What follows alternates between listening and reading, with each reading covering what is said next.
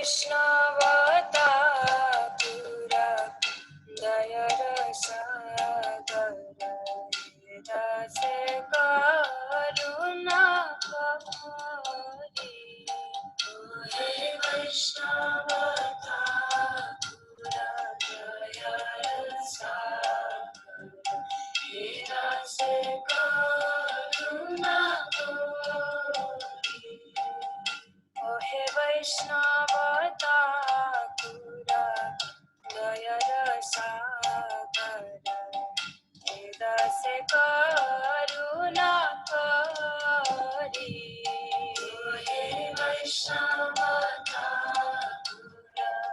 दयरसागर दासे करुणा करी दिया पराजय श्रोता है आमरे दिया पराजय श्रोता है आमरे दिया पराजय श्रोता है आमरे दिया पराजय श्रोता है आमरे तुम्हारा चरण दारी तुम्हारा चरण दारी हे वैष्णवतापुरा दयरसागर दासे करुणा करी हे वैष्णवतापुरा दयरसागर दासे करुणा करी जय वेगदामी जय दोषाशोधे जय गुणा देहोदासे जय वेगदामी जय दोषाशोधे जय गुणा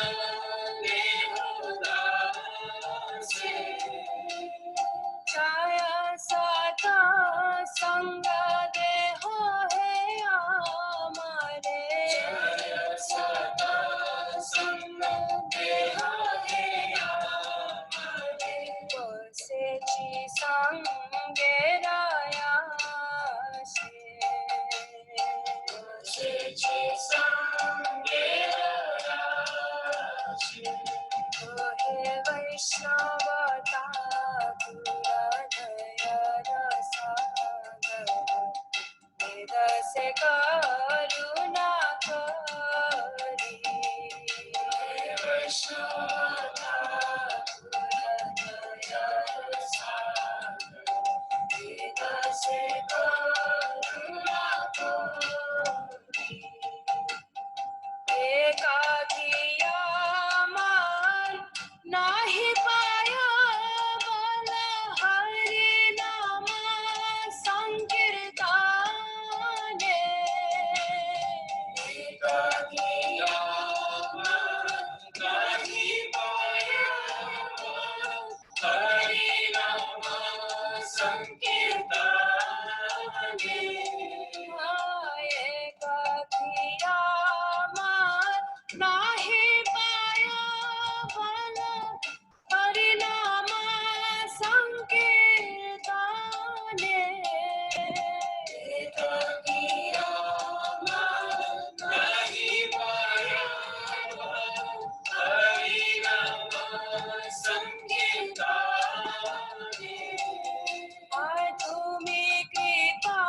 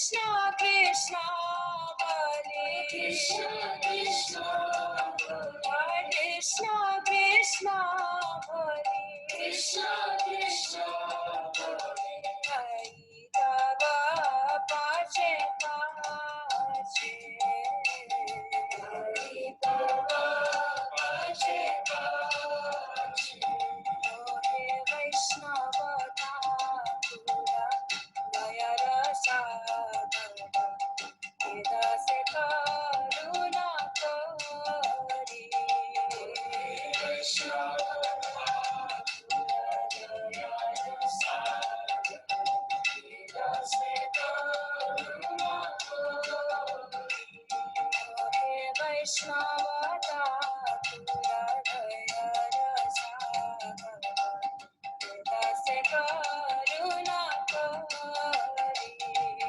He Vaishnava Thakura Gaya Rasa Veda Se Karuna Kari Jai Vaishnava Thakur, Jai Vaishnava Thakur, Vaishnava Thakur, Jai Vaishnava Thakur, Jai Vaishnava Thakur, Jai Vaishnava Thakur, Vaishnava Thakur, Jai Vaishnava Thakur, Jai Vaishnava Thakur, Jai Vaishnava Thakur. Vaishnava Guru Jaya Vaishnava Vaishnava Guru Jaya Vaishnava.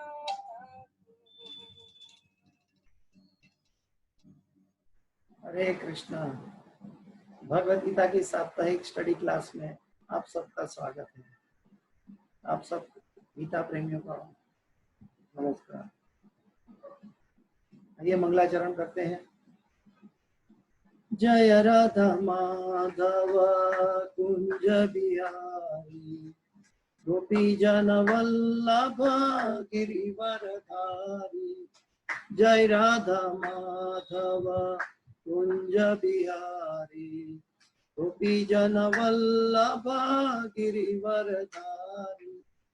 Yashodanandan Vraj जन रंजन यशोदानंदन व्रज जन रंजन यमुना तीरवनचारी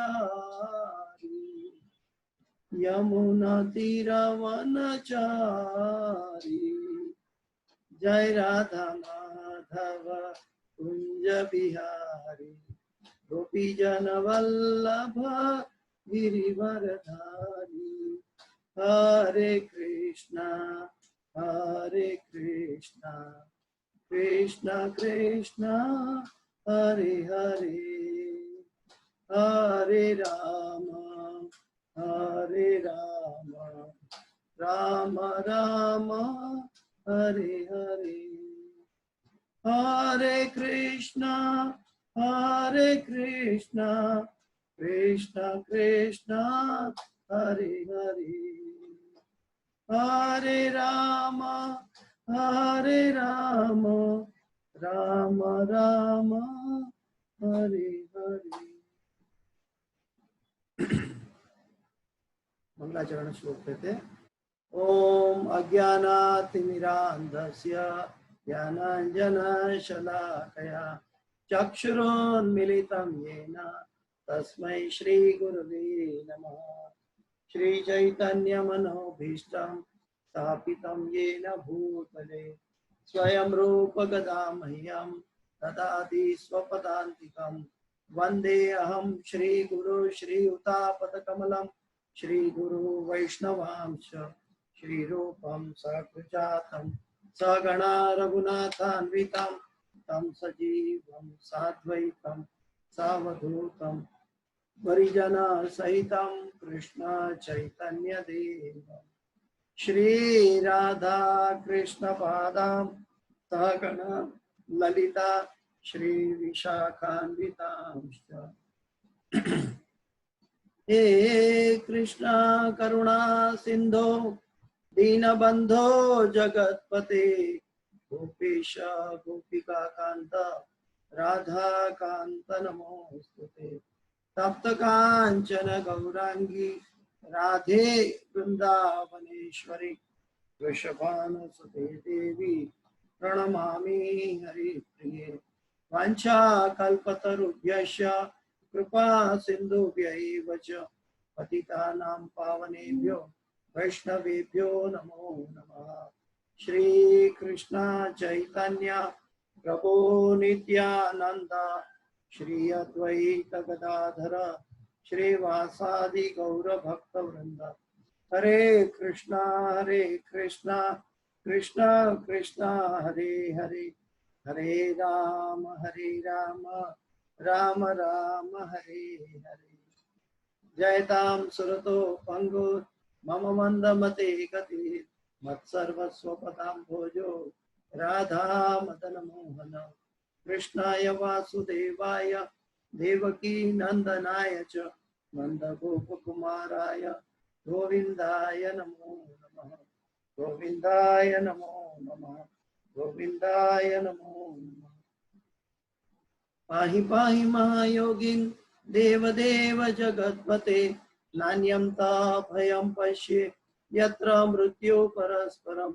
अन्यथा शरणं नास्ति त्वमेव शरणं मम। तस्मात् कारुण्यभावेन रक्ष रक्ष जनार्दन। हरे कृष्णा कृष्णा कृष्णा हरे हरे, हरे राम राम राम हरे हरे। ओम नमो भगवते वासुदेवाय। ओम नमो भगवते वासुदेवाय। ओम नमो भगवते वासुदेवाय। नारायणं नमस्कृत्यं नरं चैव नरोत्तमं देवीं सरस्वतीं व्यासं ततो जयं मुदीरयेत्। नष्टप्रायेषु अभद्रेषु नित्यं भागवत सेवया भगवते उत्तम श्लोके भक्तिर्भवति नैष्ठकी। हरे कृष्णा। आइए भगवत गीता की तीसरे अध्याय की श्लोक शुरू करते हैं। भगवत गीता तीसरा अध्याय 36वां श्लोक। अर्जुन उवाच अथ केन प्रयुक्तोऽयं पापं चरति पुरुषः अनिच्छन्नपि वाष्णेर्य बलादीव नियोजितः।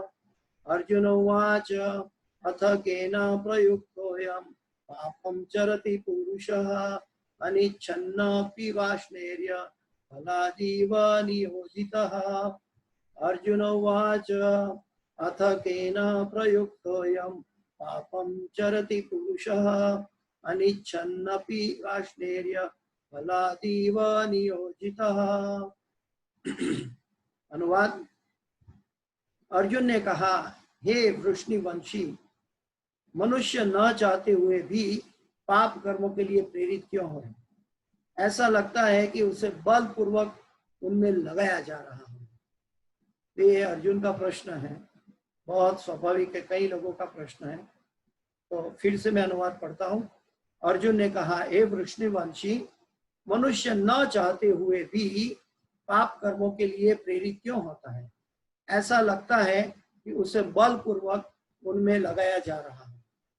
तात्पर्य, जीवात्मा परमेश्वर का अंश होने के कारण मूलतः आध्यात्मिक, शुद्ध एवं समस्त भौतिक कल्मशों से मुक्त रहता है। फलतः स्वभाव से वह भौतिक जगत के पापों में प्रवृत्त नहीं होता, आत्मा है। किंतु जब वह माया के संसर्ग में आता है तो वह बिना झिझक के और कभी कभी इच्छा के विरुद्ध भी अनेक प्रकार से पाप कर्म करता है। अतः कृष्ण से अर्जुन का प्रश्न अत्यंत प्रत्याशापूर्ण है कि जीवों की प्रकृति विकृत क्यों हो जाती है। यद्यपि कभी कभी जीव कोई पाप नहीं करना चाहता, किंतु उसे ऐसा करने के लिए बाध्य होना पड़ता है। किंतु ये पाप कर्म अंतर्यामी परमात्मा द्वारा प्रेरित नहीं होते, अपितु अन्य कारण से होते हैं, जैसा कि भगवान अगले श्लोक में बताते हैं। जीवात्मा जो है वो भगवान कृष्ण का अंश है, हम जैसे हम सब जानते हैं। ममेवांशो जीवलोके। और वो भगवान परम शुद्ध है, सच्चिदानंदमय है, आनंदमय अभ्यासात है, जीव का स्वरूप है आनंदमय अभ्यासात। फिर भी वो आनंद कभी कभी सही दिशा में न लेना चाहकर गलत दिशा में माया के वशीभूत हो जाता है। तो ये एक भौतिक माया का सिचुएशन है, प्रकृति द्वारा जनित या मानसिक जनित प्रकृति। ये प्रश्न उत्पन्न होता है कि कभी कभी तो हम जानबूझ के पाप करते हैं, तो हम तो पाप के भागीदार होते ही है, लेकिन न जानते हुए या तो न चाहते हुए भी हम पाप कर बैठते हैं। तो ये एक भौतिक प्रश्न है। कभी भी दो भौतिक प्रश्न हो तो उसको भौतिक तर्क वितर्क से साफ करना या उसको निकालने की कोशिश करेंगे तो वो प्रश्न और बढ़ जाता है।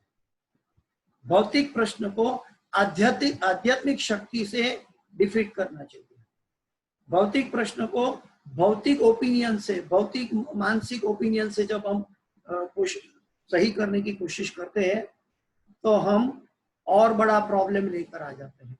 आजकल देखते हैं कि साइंटिस्ट लोग कहीं कितनी खोजें कर रहे हैं, लेकिन एक प्रॉब्लम खत्म होने के बाद दूसरा बड़ा प्रॉब्लम आ जाता है। तो भौतिक जगत में ऐसा है कि पदम पदम यद विपदाम न तेषाम।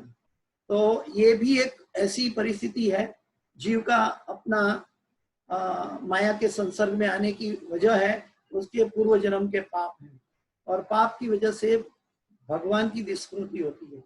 जितना हम भगवान का प्रसाद खाते हैं और भगवान की महिमा का गुणगान करते हैं, उतना हम भगवान की अंतरंगा शक्ति के माहौल में रहते हैं। और जब हम भगवान कृष्ण भूलिया जीव भोगवांछा करें, जब हम कृष्ण को भूल जाते हैं, तब माया के संसर्ग में उसी समय माया तरत तत्पर रहती है। जैसे कि प्रकाश होता है तो स्विच बंद करने से अंधेरा को बुलाना नहीं पड़ता, अंधेरा तुरंत आ जाता है। और अंधेरा हो तब जैसा लाइट चालू करने से अंधेरा को बोलना नहीं पड़ता तुम चले जाओ, प्रकाश अपने आप आ जाता है और अंधेरा गायब हो जाता है। ठीक वैसे ही भगवान की जो शक्ति है, अंतरंगा शक्ति, उनके माहौल में रहकर, उनके आश्रय में रहकर जीव जब भगवान की गुणगान और महिमा का प्रचार या भगवान का नाम का जप करता है, तब वो भौतिक माया के संसर्ग में आते हुए भी भौतिक माया के वशीभूत नहीं होता है। तो इसीलिए कलयुग में हमें भगवान का नाम का जप ही एकमात्र इलाज है कि भौतिक समस्या को निकालना है, आध्यात्मिकता में एकाग्र होना है। तो हमें, हम सबको हरे कृष्णा कृष्ण कृष्ण हरे हरे, हरे राम राम राम हरे हरे, इस महामंत्र का जप नियमित करना चाहिए, जो वैदिक शास्त्रों का कथन है। आगे चलते हैं। भगवान जवाब दे रहे हैं अर्जुन के प्रश्न का।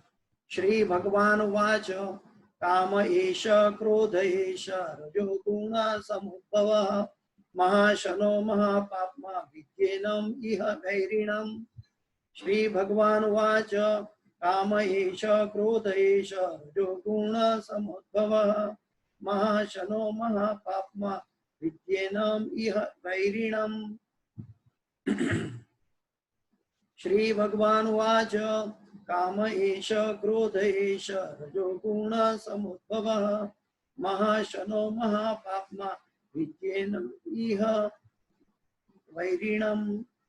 श्री भगवान ने कहा, हे अर्जुन, इसका कारण रजोगुण के संपर्क से उत्पन्न काम है, जो बाद में क्रोध का रूप धारण करता है और जो इस संसार का सर्वभक्षी पापी शत्रु है।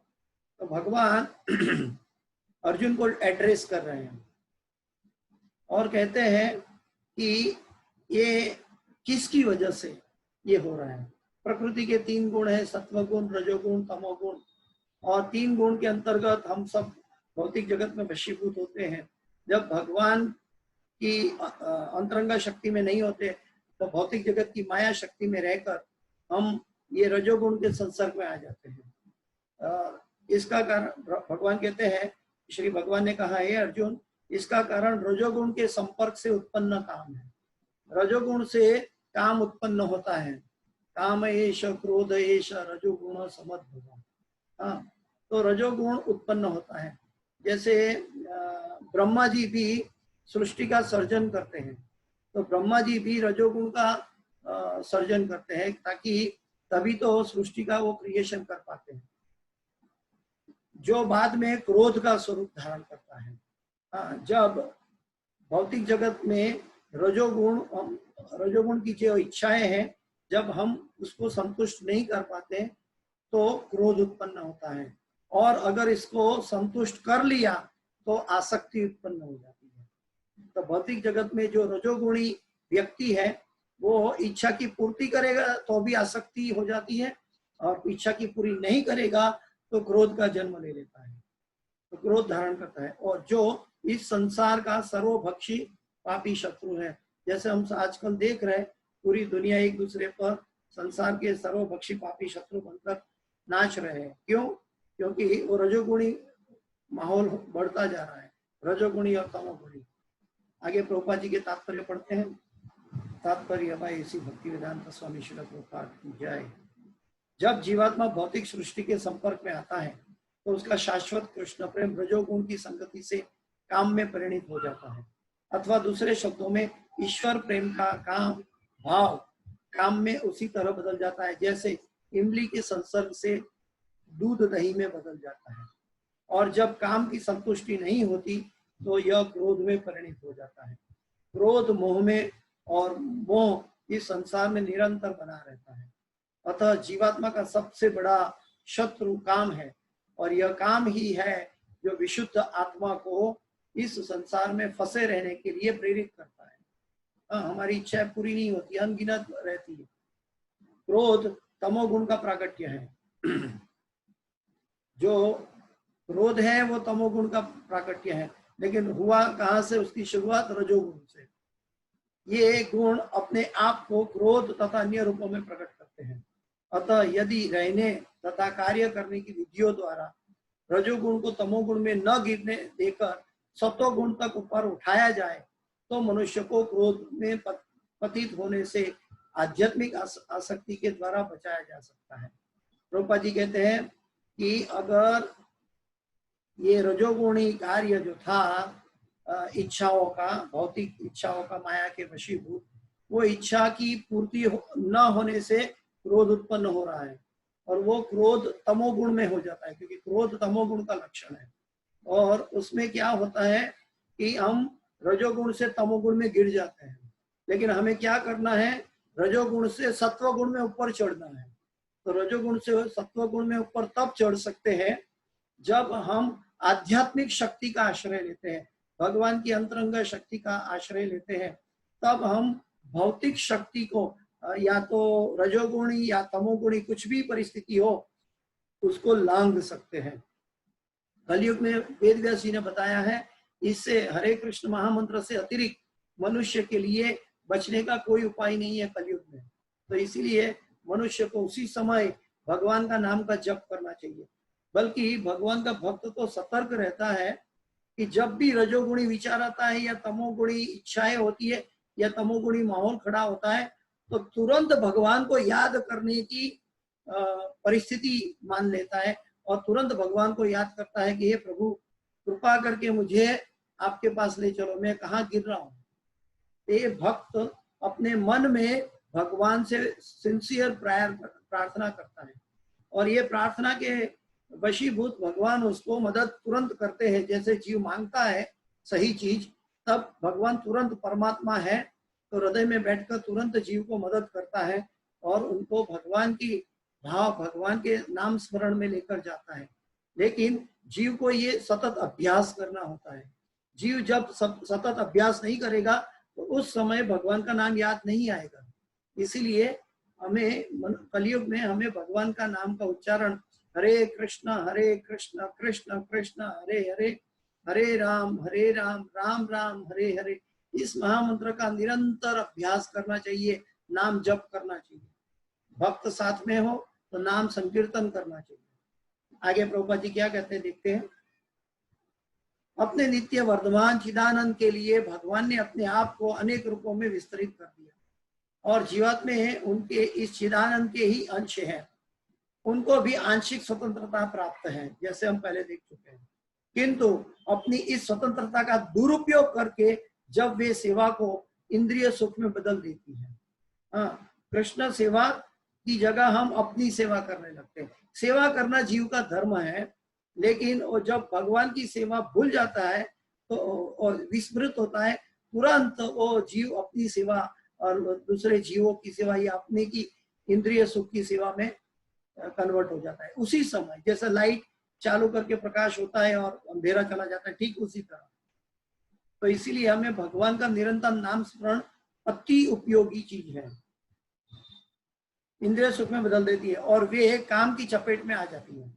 और जैसा काम के चपट में हम आ जाते हैं तो विषयों का ध्यायतो विषयाम पुंसः संगस्तेषु उपजायते संगा संजायते कामा कामः क्रोधो विजायते क्रोधात् भवति सम्मोहः सम्मोहात् स्मृति विभ्रम स्मृति भ्रंशात् बुद्धिनाशो बुद्धिनाशात् प्रणश्यति। ये एक विषय का चिंतन करने वाले व्यक्ति का ये हाल होता है, उसका तुरंत विनाश की ओर यात्रा चल पड़ती है, तो काम की चपेट में आ जाती है।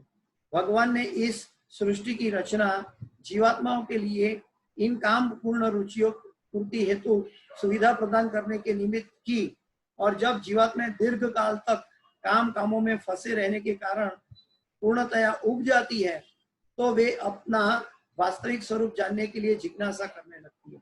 हमारा वर्णाश्रम धर्म भी इसी धारणा पर आधारित बना हुआ है। पहले ब्रह्मचर्य है बाल अवस्था में, उसके बाद गृहस्थ है। जब गृहस्थ लाइफ से जीव उठ जाता है कि इससे आगे कुछ नहीं है, तब वो इंद्रिय सुख को छोड़कर वानप्रस्थ में जाकर भगवान की ओर अथ तो ब्रह्म जिज्ञासा, भगवान की ओर जाने की जिज्ञासा करने लगता है। तो ये वर्णाश्रम धर्म के अति अंतरिक्ष आता है। फंसे रहने के कारण पूर्णतया उब जाती है, तो वे अपना वास्तविक स्वरूप जानने के लिए जिज्ञासा करने लगती है।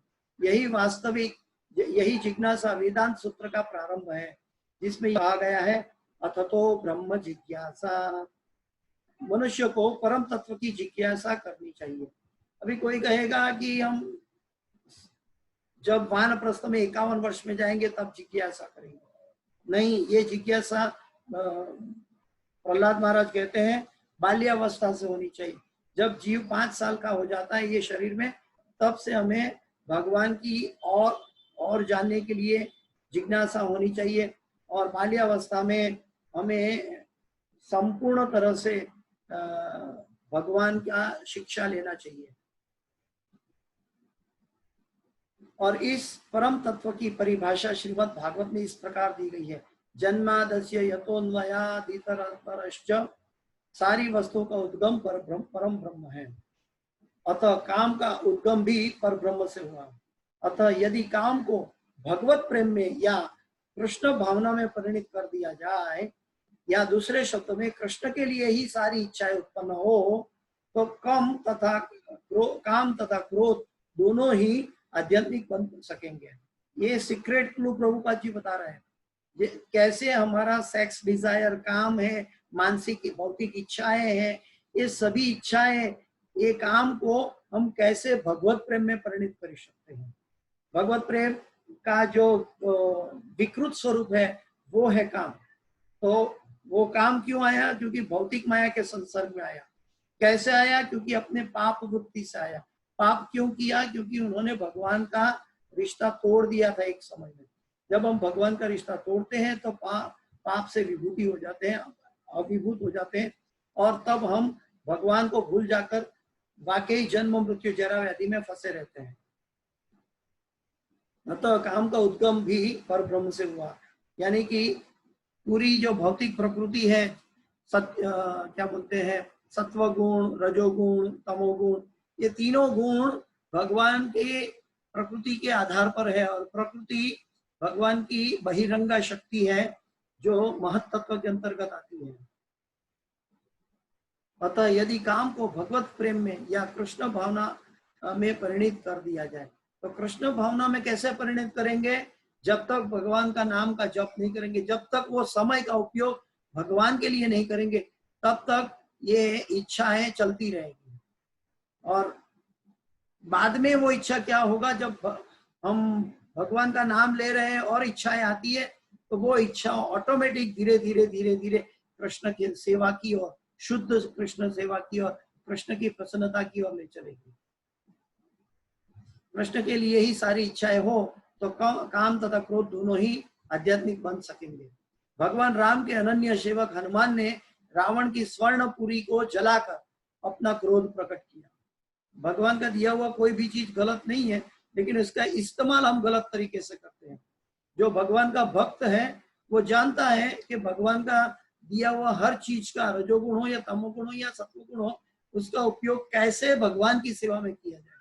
तो यहाँ पे प्रभुपाद जी एग्जाम्पल दे रहे हैं कि हनुमान जी ने अपना क्रोध कैसे जताया लंका में, कि उन्होंने पूरी लंका को जला दिया। क्यों? वो राम की सेवा में कार्य कर रहे थे। वो भगवान राम के अनन्य सेवक थे और सेवक है भी, वो अजरम है, किंतु ऐसा करने से वे भगवान के सबसे बड़े भक्त बन गए। जब भगवान की तुष्टि है तो भगवान के लिए अगर हम कोई कार्य करते हैं तो भगवान के भक्त बन सकते हैं, नहीं कि हमारी इच्छा हो भगवान पूरी कर दो और मैं आपका भक्त हो जाऊं। ऐसी भक्ति नहीं है, ये सकाम भक्ति है, ये शुद्ध भक्ति नहीं है और ये हमें नीचे गिराने वाली है। जब तक हम भगवान कृष्ण की भक्ति में स्थिर हो जाते हैं धीरे धीरे धीरे, अकाम सर्व काम मोक्ष काम उदारधि तीव्रेण भक्ति योगेन यजेत पुरुष परम। धीरे धीरे धीरे धीरे हम शुद्ध भक्ति की ओर आगे बढ़ते हैं, तब हमारा गिरना बंद हो जाता है। इसलिए हमारा एंकर जो है वो सत्व गुण से ऊपर विशुद्ध सत्व में लगाया हुआ होना चाहिए। और विशुद्ध सत्व इस जगत में सिर्फ हरे कृष्ण महामंत्र है, क्योंकि हरे कृष्ण महामंत्र इस जगत का शक्ति या इस जगत का धन नहीं है। वो गोलोक वृंदावन धाम से आया है। गोलोक एरो प्रेम धन हरि नाम संकीर्तन, वो गोलोक से प्रकट हुआ है। और हरे कृष्ण महामंत्र भगवान के धाम से श्रीमती राधा रानी के द्वारा प्रकट हुआ है। इसीलिए हमें वो महामंत्र, जब हमारा एंकर, हमारा दृष्टि बिंदु जब महामंत्र के साथ जुड़ेगा तो भौतिक आशाएं, भौतिक इच्छाएं हमें जीत नहीं पाएगी हमसे। यहाँ पर श्री कृष्ण अर्जुन को प्रेरित करते हैं कि वे शत्रुओं पर अपना क्रोध भगवान को प्रसन्न करने के लिए दिखाएं। तो अर्जुन का पहले लक्ष्य था कि मैं युद्ध ना करूं, लेकिन भगवान ने यहाँ पे कहते हैं कि मेरी इच्छा है इसलिए तुझे ये कार्य करना चाहिए। तस्मात् सर्वेषु कालेषु माम अनुस्मर युद्ध च मयि अर्पित मनोबुद्धि मामे वैश्य संशय। तस्मात् सर्वेषु कालेषु माम अनुस्मर युद्ध च, भगवान कहता है मेरा अनुस्मरण करके। भगवान ने ऐसा नहीं कहा स्मरण करके, अनुस्मरण यानी कि गुरु शिष्य परंपरा में शरणागति जैसे अर्जुन ने ग्रहण की है, अर्जुन भगवान का शिष्य बना है, वो प्रणाली का चौथे अध्याय में आने वाला है। अगले क्लास से चौथे अध्याय शुरू होने जा रहा है। तो चौथे अध्याय में आएगा कि ये प्रणाली का जो है भगवान से चली आ रही, वो परंपरा में जीव को अपने आप को शरणागत करके फिर भगवान का स्मरण करना चाहिए। तो तद्विद्धि प्रणिपातेन परिप्रश्नेन सेवया उपदेक्षन्ति तज्ज्ञानम ज्ञानिनास्तत्वदर्शिनः, तब जाके हमें भगवान का ज्ञान प्राप्त हो पाएगा। यहाँ पर भी श्री कृष्ण अर्जुन को प्रेरित करते हैं कि वे शत्रुओं पर अपना क्रोध भगवान को प्रसन्न करने के लिए दिखाए। वो स्वार्थ के लिए नहीं, वो इंद्रिय तृप्ति के लिए नहीं, अपना लोभ के लिए नहीं, लेकिन भगवान की प्रसन्नता के लिए, भगवान की इच्छा के लिए अर्जुन को युद्ध करने के लिए, शत्रुओं पर दमन करने के लिए भगवान बता रहे हैं। क्यों? क्योंकि ये धर्म युद्ध है। अतः काम तथा क्रोध कृष्ण भावनामृत में प्रयुक्त होने पर हमारे शत्रु न रहकर मित्र बन जाते हैं। वो काम क्रोध भी भगवान की सेवा में लग जाएगा तो वो मित्र बन जाएगा। तो जब हम वो काम और क्रोध अपने लिए रखते हैं तो तब तक हम पतित होते हैं, और जब और काम और क्रोध भगवान की प्रसन्नता के लिए उसका उपयोग करते हैं, या कोई भी हमारा मानसिक इच्छाएं कार्य वो दृष्टि बिंदु भगवान की संतुष्टता, भगवान की प्रसन्नता के लिए करते हैं। अभी कैसे जाने क्या भगवान की प्रसन्नता क्या है, भगवान की इच्छा क्या है? तो इसके लिए हमें भक्तों का संग की आवश्यकता है। अंतरराष्ट्रीय कृष्ण भावनामृत संघ में श्रील प्रभुपाद जी ने भक्तों के संग की अनगिनत अपॉर्चुनिटी दे रखी है और भक्तों के संग से हम ये काम पर विजय प्राप्त कर सकते हैं। आगे चलते हैं। इंद्रियाणि मनोबुद्धिर अस्याधिष्ठान उच्यते एतैर्विमोह यत्येष नानम आवृत्य देहिनम। इंद्रिया, मन तथा बुद्धि इस काम के निवास स्थान है। भगवान ने एड्रेस बता दिया, ठिकाना बता दिया, ये काम कहाँ रहता है। काम कहाँ रहता है? इंद्रिया, मन और बुद्धि में वो काम रहता है। इनके द्वारा यह काम जीवात्मा के वास्तविक ज्ञान को ढककर उसे मोहित कर लेता है।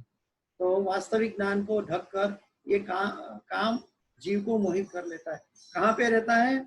इंद्रिया में और मन में और बुद्धि में।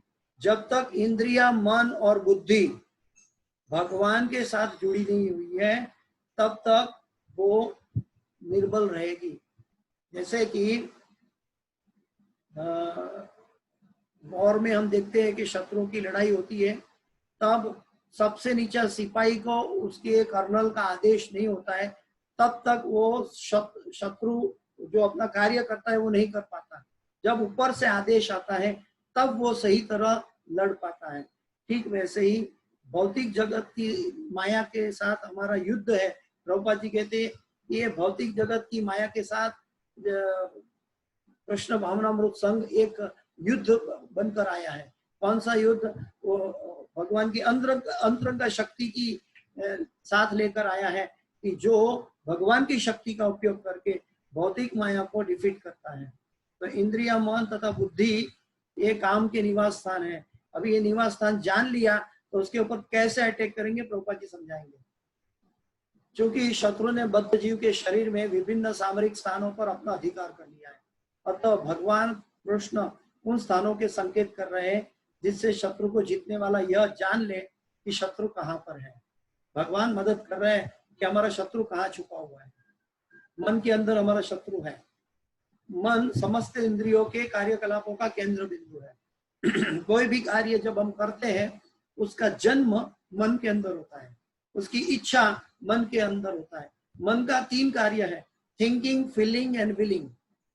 वो थिंकिंग करता है, विचार करता है, वो अनुभव करता है और इच्छाएं करता है। ये मन का कार्य है। तो मन समस्त इंद्रियों के कार्यकलापों का केंद्र बिंदु है। अतः जब हम इंद्रिय विषयों के संबंध में सुनते हैं तो मन इंद्रिय तृप्ति के समस्त भाव का आधार बन जाता है। जब हम इंद्रिय तृप्ति के विषयों का चिंतन करने लगते हैं तब हम उसके समस्त भाव का आधार बन जाते हैं। तब हमें एक अंधा मनुष्य बन जाता है। वो अंधा हो जाता है कि उसको कुछ भी आध्यात्मिक चीजें दिखाई नहीं देती है। इस तरह मन तथा इंद्रियों काम की शरण स्थली बन जाते हैं। इस तरह मन तथा इंद्रिय काम की शरण स्थली बन जाते हैं। लेकिन वो काम भी हम भगवत सेवा में जोड़ सकते हैं। हम भगवान से प्रार्थना करें कि प्रभु हमारे जीवन में ऐसी संतान दे कि जो आपके भक्त बने। हमें हमारे जीवन में ऐसा जीव प्रदान करे कि जो आपका परम भक्त, शुद्ध भक्त, प्रेमी भक्त बन सके। तो पति पत्नी वो काम में सुलगते हुए भी वो भगवान की भक्ति करेंगे। जैसे बताया है कि वियुक्त वैराग्य, युक्त वैराग्य में हमारे पास सब कुछ है, काम, क्रोध सभी कुछ है, लेकिन उसका उपयोग हम भगवत शक्ति के लिए, भगवत भक्ति के लिए उपयोग करते हैं। तो इस तरह मन तथा इंद्रियों काम की शरण स्थली बन जाते हैं। इसके बाद बुद्धि ऐसी काम्यपूर्ण रुचियों की राजधानी बन जाती है। बुद्धि भी मदद करने लगती है, ठीक है होने दो, लेकिन बुद्धि का कार्य क्या है? वो डिस्टिंग्विश सही क्या है, गलत क्या है, वो ड्युअलिटी पैदा कर सकती है। लेकिन बुद्धि जब भी काम के रूपी शत्रु पे, दुर्जय शत्रु से क्या बोलते हैं कि उसके माहौल में आ जाती है बुद्धि, तो बुद्धि भी रुचियों की, ये काम्यपूर्ण रुचियों की राजधानी बन जाती है। बुद्धि आत्मा की निकट पड़ोसन है। बुद्धि आत्मा की पड़ोसन है, लेकिन काम कर रही है फिर इंद्रिय और मन का, तो वो बुद्धि का गलत रास्ता है। काममय बुद्धि से आत्मा प्रभावित होता है। काममय बुद्धि से आत्मा प्रभावित होता है, जिससे उसमें अहंकार उत्पन्न होता है। हाँ, काममय, ये पॉइंट बहुत जरूरी है सबको समझने के लिए। ये वाक्य प्रभुपाद जी ने बहुत डीपली एनालिसिस किया हुआ है। काममय बुद्धि से आत्मा प्रभावित होता है, जिससे उसमें अहंकार उत्पन्न होता है, और वह पदार्थ से तथा इस प्रकार मन तथा इंद्रियों से अपना तादात्म्य कर लेता है। तो हमारा मिथ्या अहंकार कहाँ से उत्पन्न होता है? जब बुद्धि आत्मा को भी प्रभावित कर देती है, तब जाके अहंकार उत्पन्न होता है। मतलब अहंकार का मतलब है कि अज्ञानता, और वह पदार्थ से तथा इस प्रकार मन तथा इंद्रियों से अपना तादात्म्य कर लेता है। आत्मा को भौतिक इंद्रियों का भोग करने की लत पड़ जाती है। फिर आत्मा भी प्रभावित होने से क्या होता है कि भौतिक इंद्रियों का भोग करने की उसको लत हो जाती है, जिसे वह वास्तविक सुख मान बैठता है। लेकिन वो वास्तविक सुख शारीरिक सुख है, मन का सुख है, अहंकार का सुख है, बुद्धि का सुख है।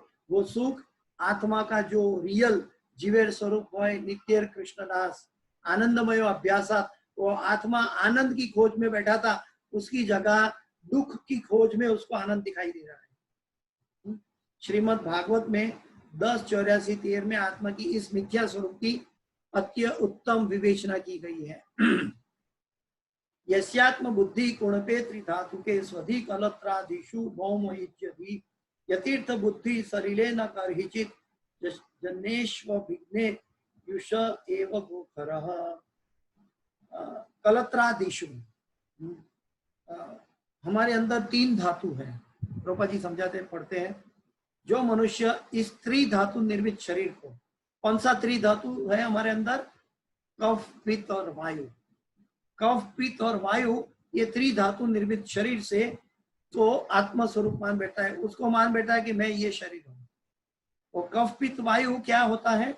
जब कफ बढ़ जाता है तो लोभी हो जाता है, पित्त बढ़ जाता है तो क्रोधी हो जाता है, और जब वायु बढ़ जाता है तो कामी हो जाता है।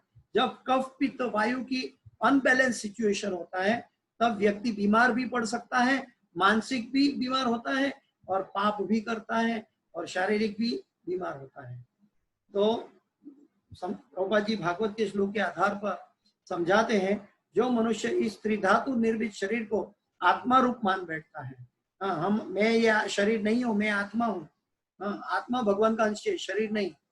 जो देह के विकारों को स्वजन समझता है, जो देह के विकार को स्वजन समझता है, जो जन्म भूमि को पूज्य मानता है, ये सेल्फिशनेस कहते हैं, उसको कहते हैं एक्सटेंडेड सेल्फिशनेस।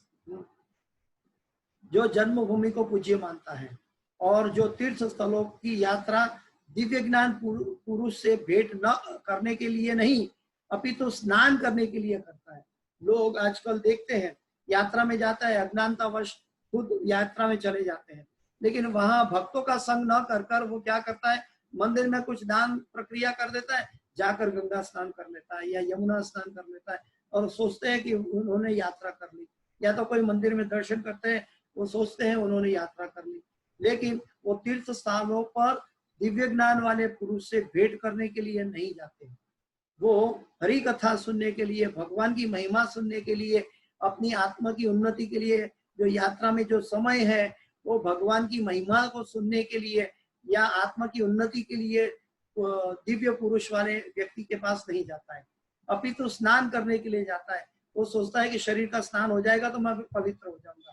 जब तक मन के अंदर इच्छाएं पवित्र नहीं हुई है, मन पवित्र नहीं हुआ है, तब शरीर स्नान करके भी हम पवित्र परमानेंट नहीं हो पाएंगे। कुछ समय के लिए होंगे, बाद में फिर पाप करने लगेंगे। आजकल सब लोग गंगा में स्नान करते हैं और बोलते हैं पाप धोने के लिए, और पाप तो धो लेते हैं, स्नान कर लिया, लेकिन बाहर आके उनकी पाप करने की वृत्ति नहीं जाती है, फिर से वो पाप करने लगते हैं। लेकिन वो वृत्ति कब जाती है? जब जीव भगवान की शरणागति में, आह्लादिनी शक्ति की शरणागति में जाता है, भगवान की अंतरंगा शक्ति में जाता है, तब जाके वो मन पर अधिपत्य जमा सकता है। हमें गोदास नहीं बनना है, गोस्वामी बनना है, मन का गुलाम नहीं बनना है, बल्कि मन को गुलाम बनाना है। अभी तो स्नान करने के लिए करता है। उसे श्रीमद् भागवत में कहा है उसे गधा या बैल के समान समझना चाहिए।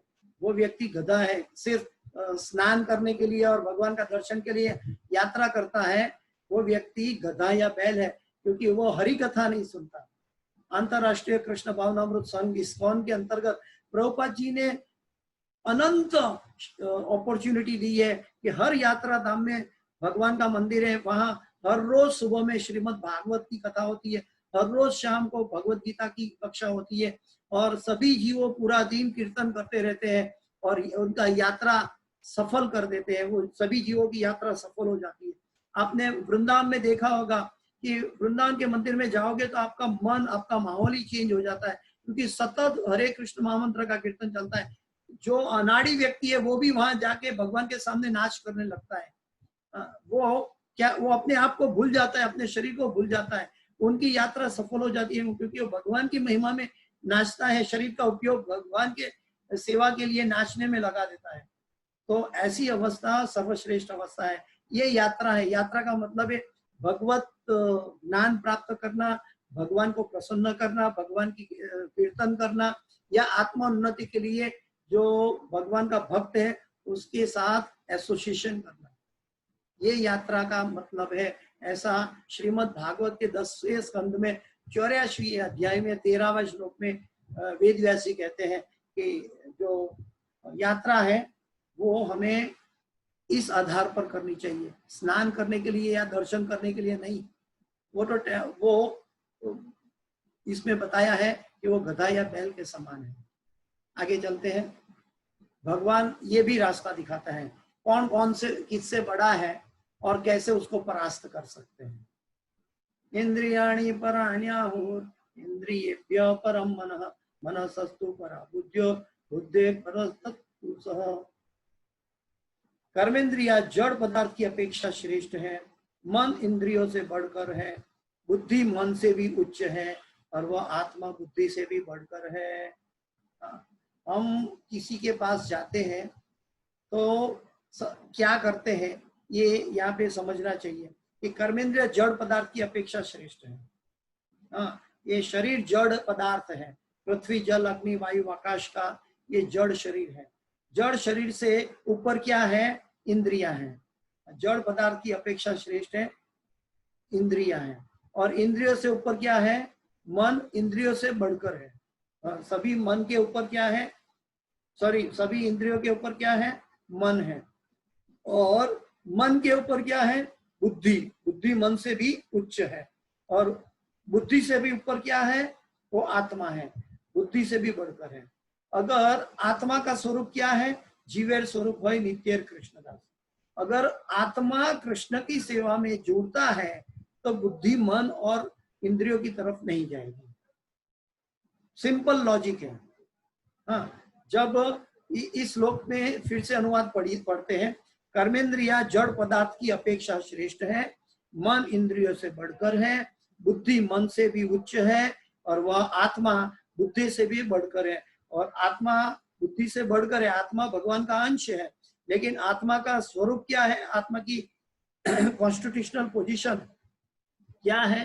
कि जीवेर स्वरूप है नित्यर कृष्णदास। वो अनादिकाल से कृष्ण का दास है, अभी भी कृष्ण का दास है, और अनादिकाल तक, अनंत समय तक वो कृष्ण का दास ही बन रहेगा, वो कभी भगवान नहीं बनेगा। तो जब भगवान का दास है तो उनका दास का कार्य है सेवा करना। वो भगवान की सेवा करेगा तो प्रसन्नचित्त रहेगा, तो ये मन और इंद्रियों का गुलाम नहीं बनेगा। लेकिन वो भगवान की सेवा नहीं करता है, इसलिए इस भौतिक जगत की माया के द्वारा उसको बंदी बना लिया जाता है। तो इसलिए हमें समझना है कि आत्मा को भगवान की सेवा में जोड़कर रखे।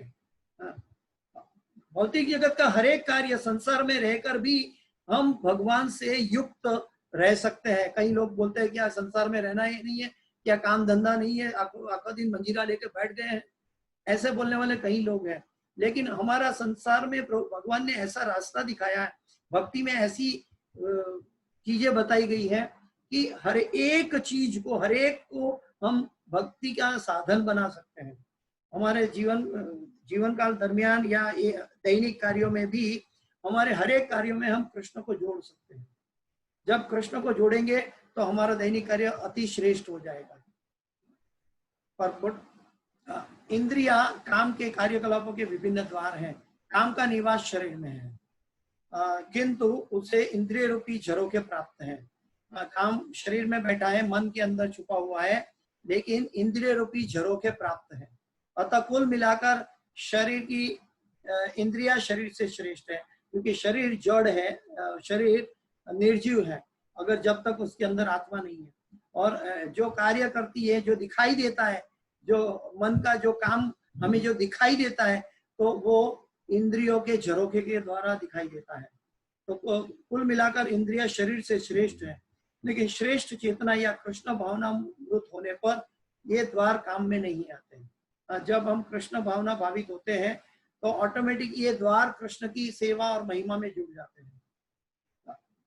कृष्ण भावना मृत में आत्मा भगवान के साथ सीधा संबंध स्थापित करता है, क्योंकि आत्मा ही ऐसा है कि वो भगवान के साथ संबंध स्थापित करे। क्योंकि when higher consciousness, ये भगवान का अंश है आत्मा, और when आत्मा comes in contact with the परमात्मा, then it becomes compatible situation, Prabhupada ji समझाते हैं। लेकिन when it comes with in touch with incompatible situation, भौतिक माया के संसर्ग में आता है, इसका मतलब है मन भौतिक है, इंद्रिया भौतिक है, तब उसकी शारीरिक दृष्टि भौतिक है, तो उसके संसर्ग में आता है तो वो कल्प्रिट होता है। लेकिन भगवान कहते हैं कि वही मन से आप मुझे मेरा भजन कर सकते हैं। क्यों? क्योंकि वो मन बुद्धि के द्वारा आत्मा की दिशा में स्थित रहेगा, तब ये कार्य हो सकता है। तब हम बोल सकते हैं मन मना भव मत भक्तो, भगवान कहते हैं। तो कृष्ण भावनामृत में आत्मा भगवान के साथ सीधा संबंध स्थापित करता है।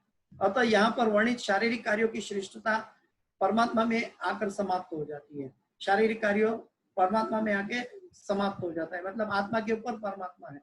शारीरिक कर्म का अर्थ है इंद्रियों के कार्य, और इन इंद्रियों के अवरोध का अर्थ है सारे शारीरिक कर्मों का अवरोध।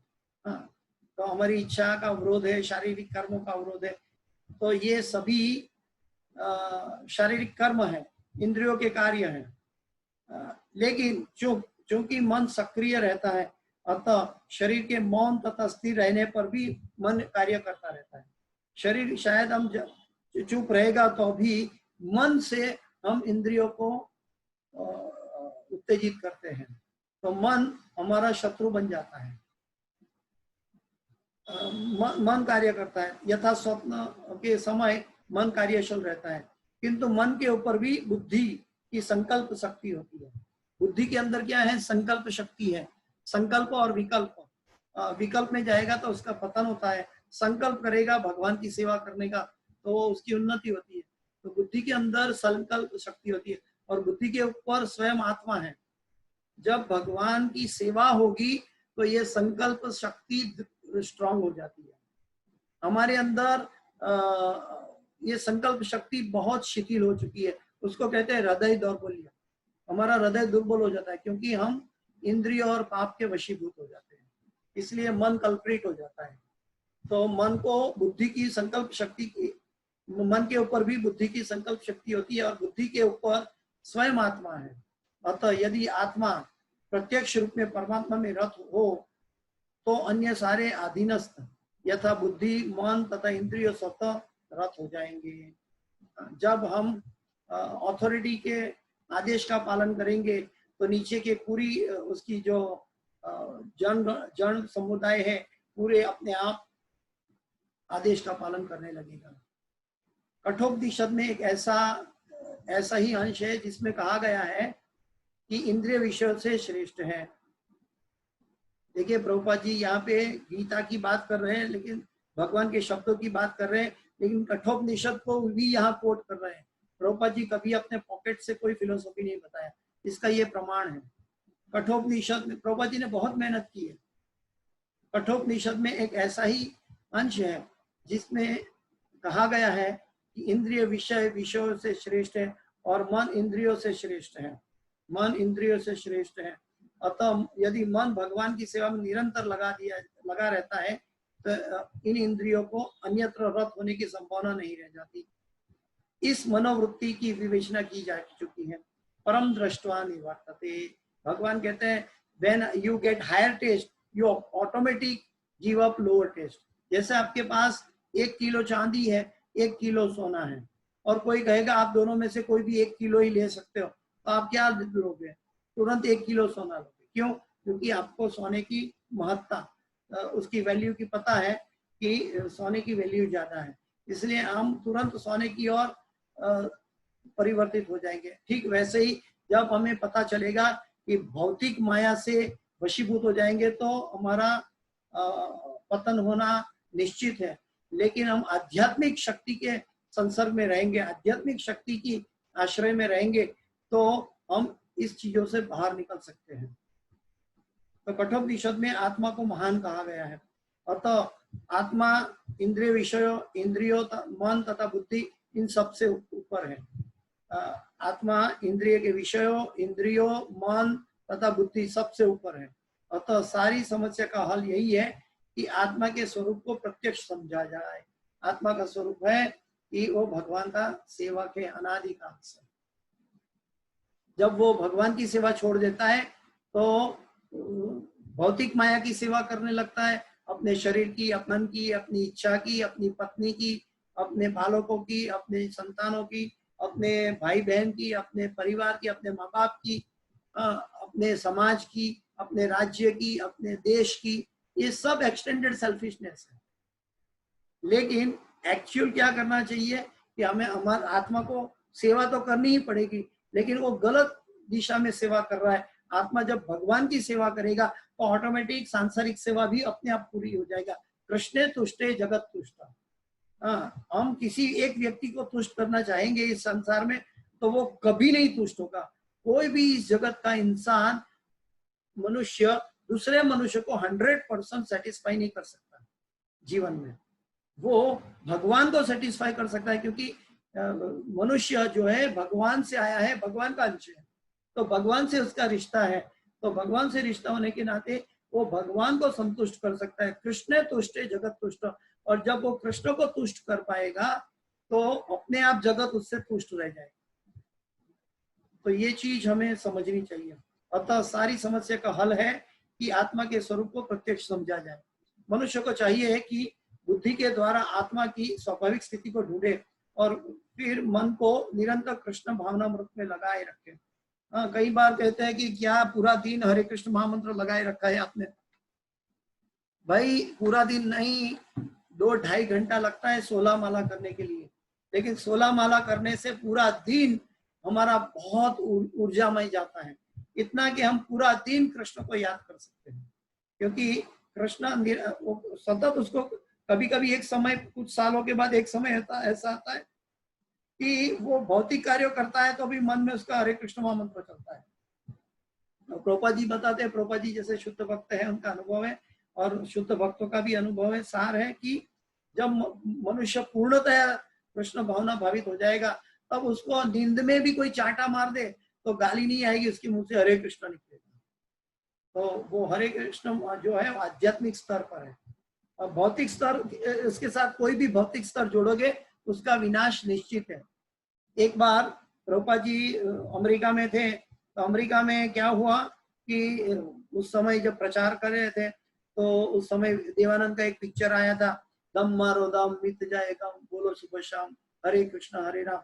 तो सभी लोग प्रभुपाद को मजाक कर रहे थे, देखो आपके इंडियन लोग ही आपकी मजाक कर रहे हैं और दम मारो दम कह रहे हैं। प्रभुपाद जी कहते हैं कहने तो वो मेरा काम कर रहा है। प्रभुपाद जी कहते हैं वो मेरा काम कर रहा है। बोलता है क्यों? तो बोलता है वो मुझे मालूम है कि हरे कृष्ण हरे राम दिव्य स्तर पर आध्यात्मिक जगत से आया है, वो इसका नाश कभी नहीं होगा, लेकिन दम मारो दम चला जाएगा। और आज 50 साल के बाद हम देख रहे हैं, हमारी आंखों के समक्ष है कि कोई दम मारो दम मिट जाए गम याद नहीं करता। सभी लोग हरे कृष्ण हरे राम महामंत्र के साथ कीर्तन में जुड़े हुए हैं। वही अमेरिकन लोग, वही यूरोपियन लोग दम मारो दम भूल गए, वही बॉलीवुड के हीरो हीरोइन या टीनेजर्स दम मारो दम भूल गए और हरे कृष्ण हरे राम में निरंतर जुड़ रहे हैं, दिन व दिन पूरे दुनिया में जुड़ रहे हैं। क्यों? क्योंकि ये आध्यात्मिक स्तर से आया है। उसके अंदर आध्यात्मिक शक्ति है, इससे सारी समस्या हल हो जाती है।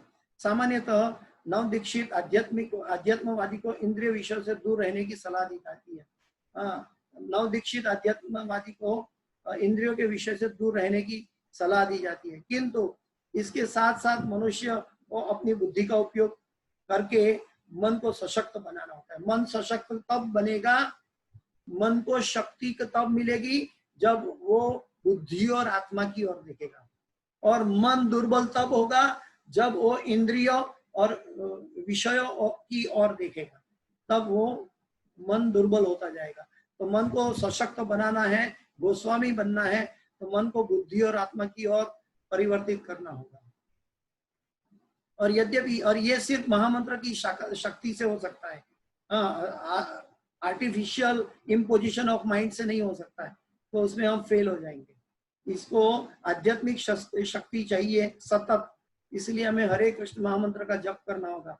इसीलिए तो कहते हैं कि भगवत गीता की स्टडी करने वाले बहुत सारे मिले हैं, लेकिन उनके अंदर कोई सुधार नहीं दिख रहा है, उनके स्वभाव में, उनके मन के विचारों में, उनके कार्यकलापों में कुछ दिख नहीं रहा है, लेकिन वो फिर भी भगवत गीता का श्लोक और उसका अनुवाद बाय हार्ट भूल जाते हैं। लेकिन क्या होता है कि क्योंकि वो उसके साथ उन्होंने मन को बुद्धि और आत्मा की ओर प्रस्थापित नहीं कर पा रहा है। क्यों? क्योंकि आध्यात्मिक शक्ति का आश्रय नहीं लिया है। महामंत्रों का आश्रय जो लेता है वो ये चीज अपने आप पा लेता है। इसलिए ऋषि मुनि कहते हैं, अतः श्री कृष्ण नाम आदि न भवेत ग्राह्यम इंद्रिये सेवन मुखी ही जिह्वादो स्वयं एवं स्फुरत ततः। अतः मतलब देयरफॉर, इसके मतलब आगे पीछे, इससे पहले ऋषि मुनियों ने और भगवान ने काफी चर्चाएं कर ली है, काफी विषयों का प्लस माइनस कर लिया, इस अभी सर्वश्रेष्ठ नतीजे पर पहुंचे। तो उसको संस्कृत में कहते हैं अतः, देयरफॉर, अतः श्री कृष्ण नाम आदि न भवेत ग्राह्यम इंद्रिय। जब तक भगवान का जिह्वा से हम भगवान का प्रसाद खाएंगे और जिह्वा से भगवान का नाम जपेंगे, तभी हम इंद्रियों पर काबू कर पाएंगे। अतः श्री कृष्ण नाम आदि न भवेत ग्राह्यम इंद्रिय सेवन मुखी ही जिह्वा दो, जिह्वा से उसका सेवन करो, स्वयं एवं स्फुरत तदा, और तुरंत वो जाग जाएगा और तुरंत वो इंद्रियों को भूल जाएगा, इंद्रियों के विषयों को भूल जाएगा। इसलिए हमें भगवान का नाम निरंतर लेना है।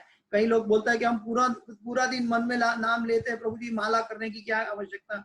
अगर माला नहीं करोगे तो एक दिन कुछ 4 घंटा भगवान को याद रखोगे, दूसरे दिन 4 मिनट भी याद नहीं आएगी। ये डिसिप्लिन होनी चाहिए। Disciple means discipline. भगवान, यहाँ पे अर्जुन डिसाइपल है भगवान का, तो डिसाइपल का मतलब है उसको डिसिप्लिन करनी है। और डिसिप्लिन अगर भगवान शिव को माला करनी है तो हम कैसे व्यक्ति है, हमें भी भगवान की माला का जप करना होगा। यद्यपि आत्मा, बुद्धि, मन तथा इंद्रियों का भी स्वामी है, यद्यपि आत्मा, बुद्धि, मन तथा इंद्रियों का भी स्वामी है, तो भी जब तक इसे कृष्ण की संगति या कृष्ण भावना और वृत्त में सुदृढ़ नहीं कर लिया जाता, तब तक चलायमान मन के कारण नीचे गिरने की पूरी संभावना बनी रहती है। हमने देखा है कि विश्वामित्र मुनि को 10,000 साल तपस्या की, लेकिन मन को कोशिश किया कि भगवान में स्थिर करने का, लेकिन एक अपने कानों से जैसे एक पायल की घुंघरू की आवाज आई तो उनकी आंख खुल गई, उनकी तपस्या और समाधि छूट गई।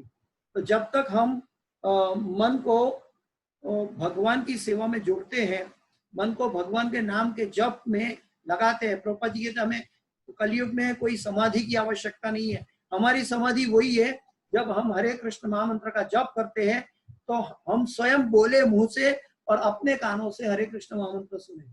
जब हमारा बोला हुआ हम सुनेंगे तो मन नहीं भटकेगा, और धीरे धीरे ये अभ्यास हो जाएगा, तो धीरे धीरे हम इंद्रियों पर और इंद्रियों के विषय पर काबू पा लेंगे।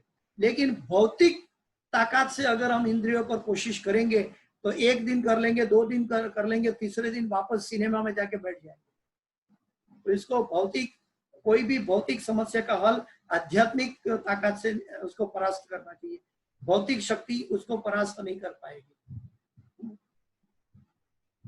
तो इसके साथ आज हम भगवत गीता की इस कक्षा को समाप्त करते हैं।